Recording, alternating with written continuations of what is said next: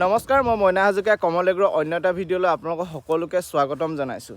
যিহেতু এতিয়া বাৰিষা খেতি চলি আছে আৰু বাৰিষা খেতি শেষৰ ফালে এতিয়া বৰ্তমান সময়ত এতিয়া জুলাই মাহ আগলৈ আচলতে খৰালি কাললৈ কিনো খেতি কৰিব এইবিলাক আমাৰ দেখিছে এইবিলাক জিকাসমূহ আচলতে শেষ হৈছে। আমাৰ আগৰ ভিডিঅ'ত দেখিছিলেই বাৰু।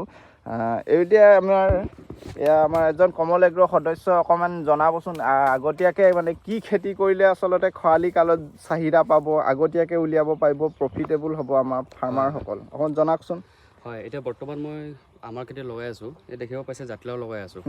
এই জাতিলাও লগাই আছোঁ, এয়া ফুটি উঠিছে। এয়া 7 দিনৰ হয়, 7 দিনৰ আগত আমি জাতিলাও দিছিলোঁ, এয়া ফুটি উঠিছে। এতিয়া বৰ্তমান জাতিলাও আপোনাৰ যেতিয়া চাহিদা বহুত যথেষ্ট বাঢ়িব এতিয়া খৰালি ছিজন বুলি ক'ব গ'লে জাতিলাও যথেষ্ট চাহিদা হয়।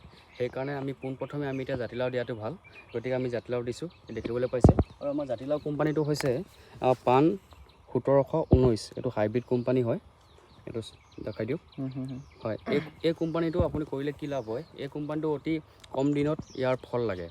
সেইকাৰণে আমি এই কোম্পানীটো কৰোঁ আৰু এইটো গাঁঠিয়ে গাঁঠিয়ে লাগে। এইটো দেখিব পাইছে আমি ইয়াত বৰ্তমান জিকা খেতি আছিলে, বৰ্তমান এই জিকা খেতি খতম হৈছে। হয়, এই জিকা খেতি খতম হৈছে। জিকা খেতি যিহেতু খতম হৈছে, অলপ অলপ ক'ৰবাত লাগি আছে, তাৰ কাৰণে আমি লগত আমাৰ ইয়াত এতিয়া এই জাতিলাও গছবিলাক দি দিছোঁ। মানে যেতিয়া একেবাৰে শেষ হ'ব জিকাখিনি, তাৰপিছত জাতিলাওটো উঠি যাব ন, জাতিলাও তেতিয়া প্ৰডাকশ্যন আহি যাব। জাতিলাও প্ৰডাকশ্যন আহি যাব।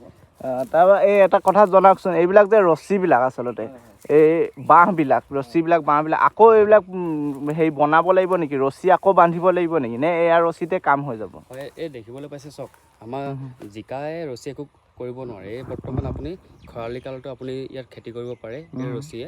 আপোনাৰ মিনিমাম এইটো 1 বছৰ যায়, ঠিক আছে, 1 বছৰ যায়। এই ৰছীবিলাক কোনো প্ৰব্লেম নহয়, 1 বছৰ গুচি যায়। এয়া আমি বৰ্তমান ইয়াত দেখিছে জিকা সমাপ্তই হৈছে। এতিয়া আমি ইয়াত জাতিলাও গুটি দি দিছোঁ আৰু যেতিয়া আপোনাৰ ধৰি লওক আৰু 20-25 দিনৰ পাছত ইয়াত আপোনাৰ হেন্দালিৰ ওপৰত জাতিলাও লাগিব আৰু তেতিয়া জিকা গছবিলাকো অলপ আপোনাৰ মৰি যাব। তাৰ যিহেতু সেইকাৰণে আমি টাইমটো চাই পিনি আমি এতিয়া ইয়াত জাতিলাও গুটি দি দিছোঁ। আৰু এটা কথা জনাওকচোন, আচলতে জাতিলাও গছৰ পৰা গছৰ দূৰত্ব কিমান ৰাখিছে? হয়, জাতিলাও গছৰ দূৰত্বটো ডিষ্টেঞ্চটো বহুত দিব লাগে। কাৰণ চব এনেকুৱা হয় যে জাতিলাও যদি আপুনি ঘনকৈ জাতিলাও দিয়ে, তেতিয়াহ'লে আপোনাৰ পাতবিলাক বেছি হ'ব, কিন্তু ফলটো কমি যাব। গতিকে আমি দূৰত্ব দিছোঁ, এতিয়া ক'ব গ'লে মানে এইটো 15 ফুটমান আমি দূৰত্ব দিছোঁ। এই দেখিবলৈ পাইছে জাতিলাওৰ পৰা জাতিলাওটো আমি 15 ফুটমান দিছোঁ। হয়, 3টা বা 2টা গুটি আমি লগত দি দিছোঁ। লগতে দেখিব পাইছে 3টা গুটি আছে, 3টা গুটি আছে, এইটো এটা গুটি। আৰু এটা কথা জনাওকচোন, আচলতে এই ভেটি টাইপৰ উঠাইছে, ইয়াৰ কাৰণটো কি?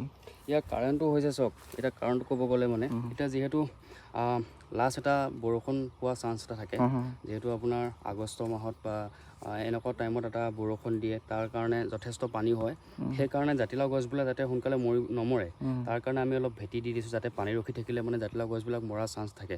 সেইকাৰণে ভেটি দি দিছোঁ। আৰু এনেকৈ লো আছে, দেখিব পাইছে, এনেকৈ লোৱেদি আপোনাৰ তাৰ পানীটো গুচি যাব। হয়, আৰু এটা জনাওকচোন, এতিয়া ধৰি লওক বাৰিষা খেতি কিছুমান এই গুৰিবিলাক অকণমান ডাঙৰ হৈ যোৱাৰ পিছত যেতিয়া ফ্লাৱাৰিঙৰ অৱস্থা হ'ব, হেন্দালিডাল পাবগৈ, সেই সময়তে আচলতে গুৰিটো পচি যায়। এইটো কি কাৰণত হয়, আৰু ইয়াত কিবা মিক্স কৰিছে নেকি গুটিটো দিয়াৰ আগত, অলপ জনাওকচোন। ইয়াত মিক্স কৰিছোঁ বুলি ক'ব গ'লে মোক প্ৰথম কথা ক'ব গৈছে কেঁচুসাৰ প্ৰথম দিছোঁ, কেঁচুসাৰ দিছোঁ, অলপ চুপাৰ দিছোঁ লগত, আৰু লগতে আপোনাৰ কিছুমান ঔষধ পায় যিবিলাক আপুনি গুৰি পচাৰ কাৰণে দিব পাৰে, প্ৰথমতে দিব পাৰে। যেনে অকণমান 2টামান নাম জনাই দিয়ক।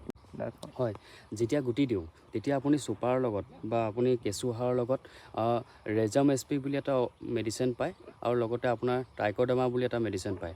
সেই দুটা যদি আপুনি মিক্স কৰি পিনি যদি আপুনি চুপাৰৰ লগত দি দিয়ে বা কেঁচুসাৰৰ লগত যদি দি পিনি গুটিটো দি দিয়ে, তেতিয়া আপোনাৰ যোনটো গুৰি পচা সমস্যা হয় সেইটো একেবাৰে নোহোৱা হৈ যায়। আৰু বিশেষকৈ যেতিয়া গুৰিৰ তলত আপোনাৰ দেখিব পাইছে নে, গুৰিত এনেকৈ পানী জমা হৈ থাকে, তেতিয়া আমি ভেটি নুঠাওঁ, গুৰিত পানী জমা হৈ থাকে।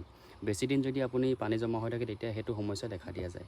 সেইকাৰণে আপুনি ওখকৈ ভেটিটো বনাই ল'ব লাগে আৰু সেইবিলাক বস্তু লগত দি ল'ব লাগে। তেতিয়া মানে ভৱিষ্যতে যেতিয়া হেন্দালিৰ ওপৰত জাতিলাও উঠে, তেতিয়া এইবিলাক সমস্যাটো নিদিয়ে। হয়,